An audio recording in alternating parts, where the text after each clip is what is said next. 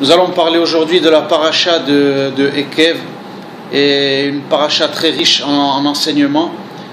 Bezrat Hashem, qu'on puisse essayer à notre humble niveau d'y comprendre les messages qui nous concernent, surtout aujourd'hui dans ce qu'on appelle la fin des temps, Ketz, comme disent nos sages, la fin des temps et la fin des jours.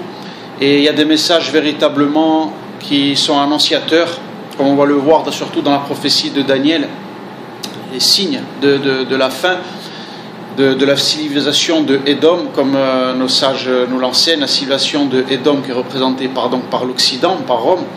Et donc on va voir dans la paracha ce que nous enseignent les textes et à quoi cela fait référence en parallèle à la prophétie de Daniel.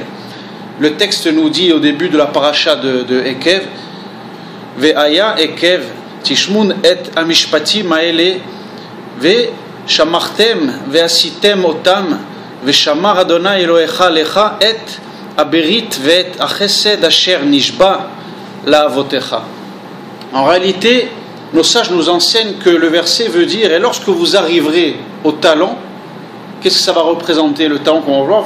Vous observerez à ce moment-là mes lois, etc., etc. Donc Israël va se réaliser véritablement, ce sera la fin des temps, lorsqu'on va arriver à cette étape qui est appelée le talon, comme nous l'enseignent les sages dans la Kabbalah. Le mot Ekev talon fait allusion à la fin des temps, donc comme on l'a vu, le Ketz, et plus précisément à la fin de la civilisation de Édom, comme nous l'enseigne notamment le Balaturim. L'allusion au mot Ekev est mentionnée aussi dans la paracha de Toldot, dans le Sefer Bereshit, donc le fameux épisode de la naissance de Yaakov, qui est au moment où il va naître, le verset nous dit, et après lui, Esav, sortit son frère Yaakov, et sa main tenait le talon de Esav. La Torah nous signifie aussi dans cette paracha, dans le Sefer Bereshit, que lorsque va naître Yaakov, finalement, ça sera le signe de la chute de la civilisation de Esav, Édom, donc le monde occidental, qui est le 4e exil d'Israël. Et cette étape donc symbolisera sa fin. La naissance de Yaakov, donc d'Israël, va symboliser la chute du monde occidental, comme on va le voir. On va passer sur la prophétie de Daniel, qui est riche en enseignements et qui va véritablement nous faire comprendre des secrets très profonds par rapport à la paracha de Ekev et ce que nous sommes en train de vivre. Daniel, dans le Sefer donc Daniel, la prophétie donc de Daniel est représentée par le talon, comme on va le voir, et dans cette fameuse statue, donc que Nabuchodonosor, donc qui est ce roi babylonien qui avait détruit le premier temple, fait ce rêve, donc que Daniel va interpréter. Nabuchodonosor donc fait ce rêve de cette statue qui est représentée. Là, elle avait une tête en or, une poitrine et des bras en argent, un ventre en cuivre, des jambes en fer et des pieds qui vont se terminer en fer avec une partie qui est en argile. Donc finalement, il voit à la fin de son rêve qu'une pierre va être lancée au niveau des pieds et va faire tomber toute cette statue. C'est ce que Nabuchodonosor transmet à Daniel, et Daniel donc va interpréter ce rêve. Comment Daniel va interpréter ce rêve, avec donc au niveau de la névoie, quels sont les messages que Dieu va mettre en Daniel pour qu'il puisse interpréter ce message-là? La statue nous parle de 4 métaux en or, donc or, argent, cuivre et fer, qui représentent les 4 exils d'Israël. Israël est passé par 4 exils qui sont représentés par d'abord l'exil de Babylone, l'exil de Perse, l'exil de Grèce et le dernier exil, celui que nous vivons encore actuellement, qui n'est pas terminé, qui est en train de se terminer, qui est l'exil de Édom, le 4e exil qui est le plus long depuis la destruction du 2e temple par les Romains. Et donc on voit dans la fin de ce rêve que les jambes de fer qui sont représentées, nos sages nous disent, par le monde occidental et savent, les jambes en fer, la force, est affaiblie par l'argile au niveau des pieds. C'est à ce moment-là qu'Israël, qui va représenter par la pierre, va faire tomber cette statue. On va voir que ça se représente, Israël va faire tomber cette statue. Il faut comprendre que dans ces messages, la Torah n'est pas là pour nous dire qu'Israël fait la guerre au monde.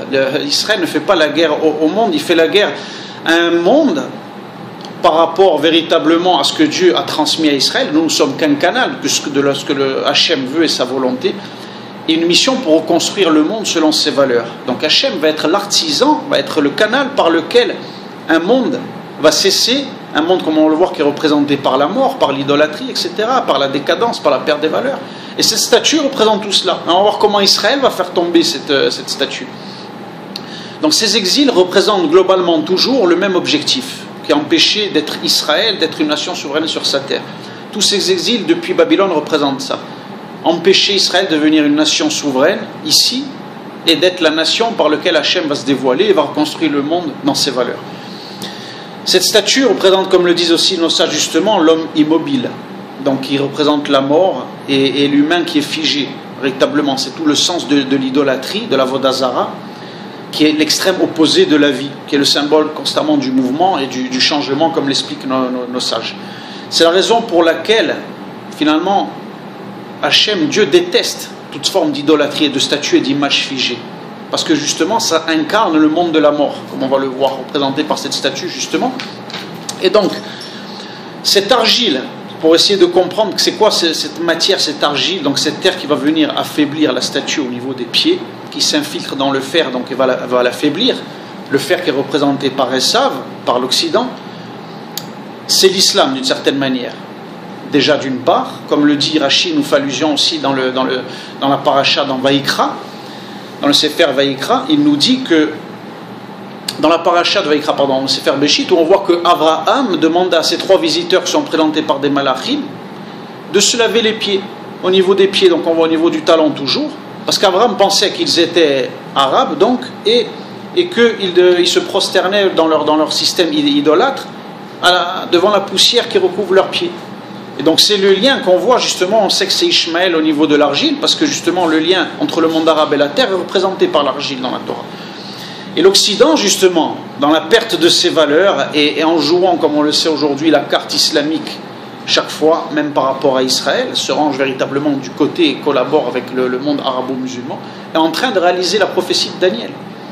Donc on voit que le temps de la Géoula est vraiment proche, et que l'Occident, finalement, en jouant cette carte solitaire et en s'étant finalement substitué à Israël, en tentant de devenir la nouvelle Israël, comme l'a incarné par exemple l'Église, ou le virus Israël, véritablement elle a plongé l'Occident et toute la civilisation d'Édom dans une catastrophe, dans une perte de valeur et dans un non-sens. Aujourd'hui, une perte d'identité, une perte de tout. On ne sait plus qui est qui en Occident et il n'y a plus de valeur. Il n'y a plus le sens de la famille, des valeurs, du sens. Cette fameuse ligne qui est incarnée par Israël dans la Torah, Yachar El, le sens vers les valeurs d'Hachem, un monde où il y a un sens, des familles, des valeurs, etc. L'Occident est en train véritablement de s'effondrer. L'islam infiltre cette société qui est en perte de valeur et en pleine décadence, bien sûr. Et elle incarne véritablement cette partie d'argile qui va faire tomber cette statue. Et Israël incarne cette pierre, pourquoi? Parce que justement, quand le monde occidental et le monde en général a vu que tout a échoué, toutes les tentatives de se substituer finalement à la volonté d'Hachem et à la Torah, qui n'est pas une religion, on le redit encore, Israël n'a pas inventé une religion. La Torah est un code de vie par lequel Hachem est descendu dans ce monde pour nous permettre de vivre dans la sérénité, dans l'équilibre et dans les valeurs. La Torah est un code de vie qu'Israël a reçu. Israël n'est que le canal par lequel Hachem se dévoile. Ce n'est pas une religion. Que les choses soient bien claires. Israël n'est pas en train de dire au monde aujourd'hui, suivez notre philosophie de vie ou suivez ce que nous on a inventé, on pense que la vérité c'est ça. Non. Il y en a une il y a une vérité, il y a un sens dans ce monde, bien évidemment. Ce monde a un sens, il est véritablement inscrit dans la Torah d'Israël qui est le code de vie. Et Israël est le canal pour permettre non seulement à Israël, nous, de nous réaliser, mais les nations du monde, de retrouver leur équilibre, leur identité propre et de vivre avec leur structure propre dans un monde reconstruit dans les valeurs de la Torah. Et donc finalement, cette paracha extraordinaire, puisqu'elle incarne finalement toutes les erreurs et tout le processus qu'il a fallu pendant ces 6 millénaires pour arriver au temps de la Géoula, au Ketz, pour comprendre, le monde va comprendre à travers Israël finalement toutes les tentatives de substituer à nous, de créer des religions, des idéologies qui sont le fruit de l'ego de l'homme, de son désir égoïste, etc., d'établir des lois selon les modes, selon les tendances du moment, pour satisfaire des envies malsaines, etc., qui sont liées aux instincts les plus bas, comme on a pu le voir et comme on le voit aujourd'hui malheureusement encore dans une époque et à l'aube de la fin des temps. Donc ça représente tout ça, cette statue que Nabuchodonosor donc avait vu. Il a vu un monde s'écrouler après tant finalement d'essais finalement le monde touche à sa fin, il ne peut plus continuer dans du n'importe quoi, et Israël va représenter finalement le choix d'Akadosh Baruch Hu, et non pas le choix d'Israël et des Juifs, mais le choix d'Akadosh Baruch Hu de reconstruire son monde dans ses valeurs à travers Israël. Et nations du monde, justement, vont reconnaître à ce moment-là, finalement, la vérité, la seule, l'unique, dans laquelle ils doivent se lier à nous, symbolisée par la reconstruction du troisième Beth Amikdash, pour construire un monde dans les véritables valeurs de la Torah.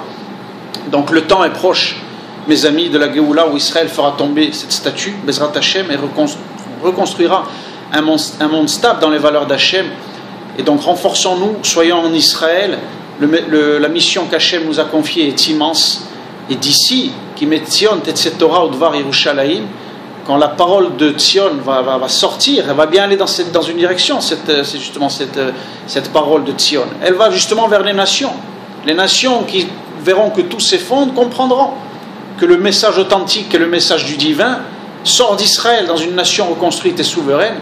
Et là, à ce moment-là, véritablement, ça sera le temps messianique où nous allons reconstruire le Beth Amikdash et nous allons reconstruire ce monde dans des véritables valeurs et mettre fin à toutes les fausses idéologies, toutes les abominations qu'on voit aujourd'hui, toutes les horreurs lesquelles on voit aujourd'hui et qui incarnent la chute de cette statue, Bezrat Hashem, et donc la génération du talent. Pour terminer, qui représente justement une génération où on voit qui est finalement la plus basse aussi dans le sens extérieur, où on voit toute, finalement, Hachem va permettre finalement que le monde tombe aux 49 degrés d'impureté, comme l'était le Ham Israël dans Eretz Mitzraïm, pour que le monde comprenne, même lui, que finalement, il a laissé aller dans son libre arbitre là où il veut aller, il voit que c'est un point de non-retour.